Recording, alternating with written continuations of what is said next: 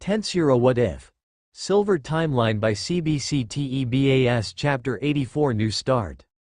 In the Garden of Night Rose, three figures could be seen happily chatting away as they sampled sweets from the platter served by the old vampire butler.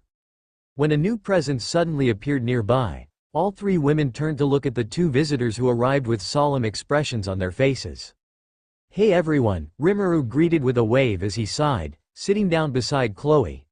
Velgrind followed suit, taking a seat beside him. "I have some things I need to tell you three." And so began the retelling of the Creator's death, the threats lurking outside this realm, and what the future holds. Luminos frowned, crossing her arms tightly. "You mean that Hiro suddenly thinks he's in charge of things here?" She spat angrily, her voice dripping with disdain as she imagined the scenario. What an ungrateful brat. "While I do agree that he went too far with his words," Chloe murmured, her brow furrowing in empathy for him. "He might have just been venting his anger and said those words impulsively." Luminos scoffed, shaking her head dismissively. "I don't believe that for a second.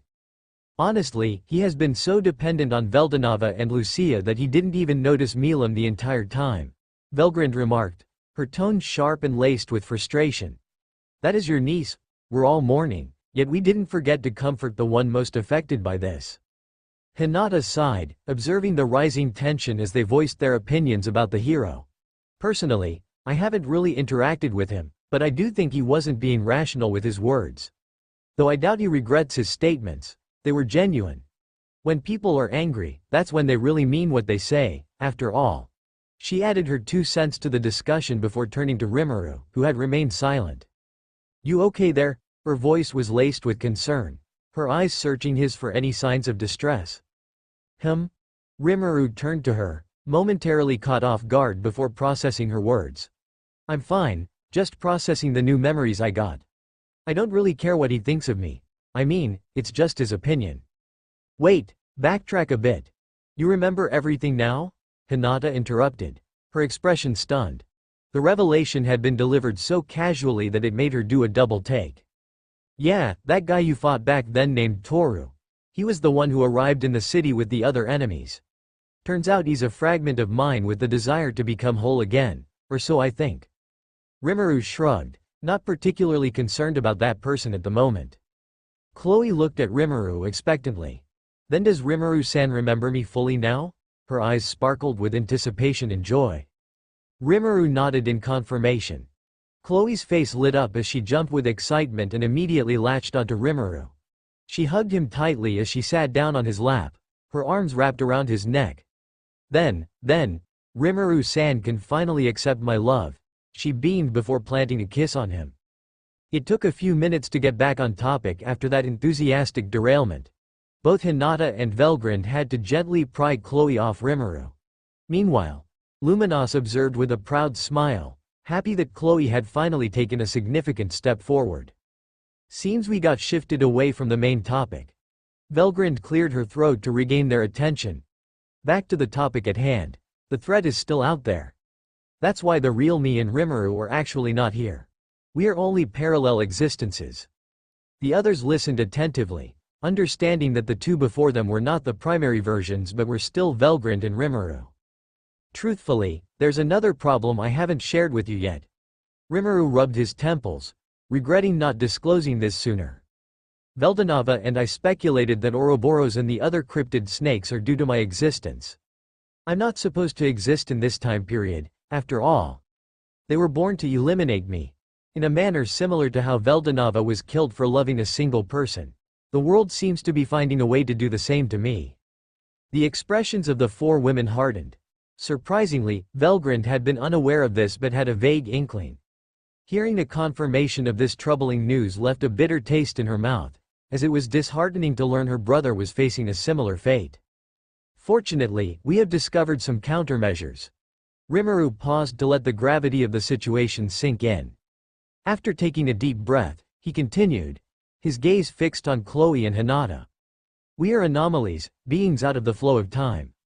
We shouldn't exist, yet here we are.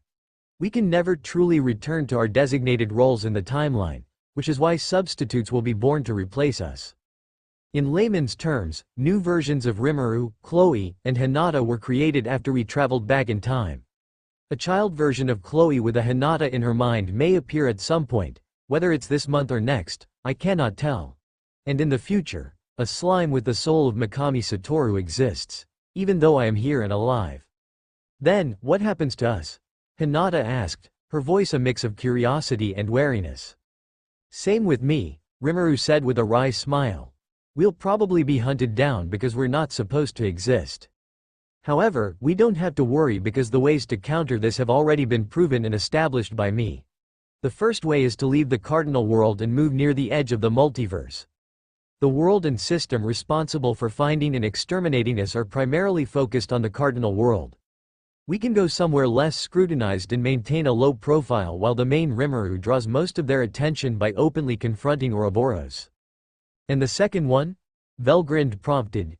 Rimuru, with a grin, paused to sip the tea provided earlier by Gunther.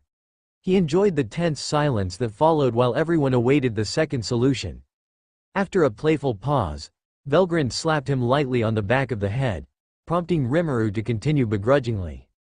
The second method is to assimilate with our substitutes. Essentially, we would use our substitutes as camouflage from the eyes of the system. The only drawback is that we must not deviate too much from the original timeline for a certain period. Major events must be guaranteed to occur. Otherwise, the camouflage will fail.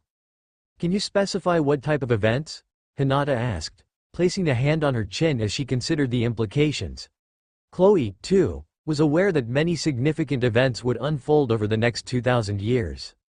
Rimuru gave a dry laugh as he looked at Luminos' beloved Night Rose Castle. Chloe and Hinata sighed in unison, understanding the gravity of the situation. Without this event, the Holy Empire of Lubelios wouldn't come into existence, and, in turn, the union of the Holy Knight and Hinata wouldn't happen. This would mean no conflict with Tempest. Guess it was already established that it will happen, Hinata said, holding her head in her hands as she shook it in resignation. Chloe wore a complicated smile as she turned to Luminos. It's quite amazing how just one event can set off a chain of occurrences leading to so many things going wrong. Luminos, confused by their discussion, tilted her head. What are you guys talking about? That you'll have to leave Night Rose because you're destined to create a holy empire, remember? Rimuru explained, making Luminos recall their previous conversations with Hinata and Chloe about her role in establishing her own religion, and Hinata's position as a commander of the Holy Knights and captain of the Holy Empire's Imperial Guards. Is leaving Night Rose really necessary? Can't I just lead that empire and live here? Luminos expressed her reluctance to leave her beloved home. Sorry to say, but you can't stay here in the future, Rimuru replied with a playful smile. Hinata and Chloe exchanged glances, silently agreeing that it would be difficult to reveal the full truth of what happens. Luminos sighed in defeat, still struggling to fully grasp the reasons behind this. But Rimuru, your substitute is still far into the future. How can you stay here? Luminos pondered further. Rimuru's grin widened. It's Toru's soul. Technically, he's also a fragment of my soul, but because he absorbed 100 or maybe 1,000 souls, he's vastly different from my own. How did he acquire so many souls in the first place? Turns out, he possessed a skill specialized in hunting souls. It didn't just extract fragments from other people. It essentially absorbed the entire soul from which the fragment was taken. Hinata scoffed, recalling Toru's fighting style. No wonder that lunatic went insane.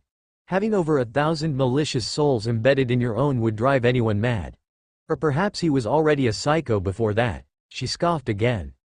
Rimuru raised an eyebrow at her before clearing his throat to regain her attention. Hinata turned to him, realizing her slip. Sorry. Back in Citadel, Rimuru was absorbed in reviewing the damage reports from the recent confrontation. Barely a few arcana survived. He sighed deeply, casting a weary glance at the four primordials standing before him.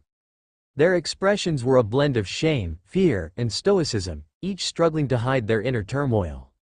Don't worry too much, Rimuru said, attempting to soothe the mood. The betrayal was unexpected. We essentially handed Jahil an army to fight us, and most of them were caught off guard. He took a piece of paper from his desk, gazed at the list of destroyed universes, and then burned it in a small burst of flame. Forget about the universes under your control, he continued, massaging his temple. Find a few suitable universes and use Terra to relocate the worlds that are your HQs and other important ones. The 4 primordials bowed in acknowledgement and left the room. The next person to enter was the Scorched Dragon, Rimuru's wife. She's awake, she announced. At her words, Rimuru stood up immediately and followed her out of the room. Velgrind glanced at Rimuru, her concern evident as she noticed the weariness etched into his face. Are you okay? She asked softly, her tone laden with genuine worry. It wasn't the first time she had asked today. Right after leaving the Cardinal World, Rimuru went to one of the universes that was on the verge of collapse to let out his anger over his friend's death. Velgrind watched worriedly from the side but eventually intervened when it looked like Rimuru was sinking deeper than mere venting and was reaching a hysterical state. He remained silent in her arms as he eventually calmed down, and the two made peace with the events that had transpired. At the very least, for now, they were calmer than before. Rimuru, noting her concern, offered her a reassuring smile. Yeah, thanks. He then proceeded into the room where Lei was sitting on a bed, her gaze fixed on the door as it opened. Upon seeing Rimuru, Lei's eyes widened for a split second before she disappeared and reappeared, enveloping him in a tight embrace. Master, her enthusiastic cry startled both Rimuru and Velgrind. Lei, I told you Rimuru is fine, right? Velgrind said gently, patting Lei's head to calm her. She guided Lei back onto the bed. Lei shook her head vigorously. Master, I finally remember who I am. She began to explain how, after the merging of Lei and Ein's souls, dormant memories had started to resurface. Though only fragments, Lei had managed to piece together some significant details. Wisdom King. Raphael, former holder, Rimuru Tempest, Lei declared in a formal tone, almost like a soldier presenting her credentials. I managed to send out a portion of myself along with Master and survive. Her chest puffed out with pride. Raphael? Rimuru tilted his head, scrutinizing Lei with curiosity. Isn't Raphael typically less emotional? So, does that mean you're essentially the ultimate skill in a material form? Lei's smile faltered, and her shoulders sagged. I could only protect my memories with Master. The ultimate skill's authority was sacrificed. But don't worry, I'm still as competent as I was in my previous form. Rimuru placed a finger under his chin, contemplating her words. Suddenly, a look of revelation crossed his face. Lei? Or would you prefer Raphael now? Lei and Einz were fragments of my name. Raphael is my former self, one who failed Master repeatedly. I would like Master to give me a new name, one that signifies my rebirth. Rimuru raised an eyebrow at her request. Well, you seem more aware of what you want now, and you've become bolder, he remarked with a chuckle. He thought for a moment before deciding on a name. Since Raphael had always been with him from the beginning, supporting him. Seal. As the magicules began to leave his body, Rimuru acted swiftly, replacing them with the ultimate skill he had just been analyzing. Successfully swapping the two, he managed to retain the large amount of magicules that were about to dissipate. Master? This is. Seal, now absorbing the ultimate skill, was momentarily stunned before her face transformed into a grateful expression. Thank you. Don't worry, it's a downgraded version, but it should be helpful for you, given the shared name, Rimuru said with a reassuring smile. He watched as Seal rested, clutching her hands near her chest, vowing to use the skill to protect Rimuru. Velgrind looked on in bewilderment. Didn't Lucia have that skill? She pointed out, realizing what Rimuru had given to Seal. Yes, it was hidden in the baby dragon along with this one, he said, presenting another skill with a smirk. Think of it as their payment for me babysitting. Velgrind raised an eyebrow at his sarcastic remark. Noticing her reaction, Rimuru stepped closer, giving her a quick peck on the lips before whispering near her ear. Do you want to become stronger? His voice, almost menacing in its intensity, echoed in Velgrind's mind. She nodded in response. Let's see what we can do with this little covenant king. A portal appeared in an elven kingdom ruled by high elves. The person who stepped out had short blonde hair and pointed ears.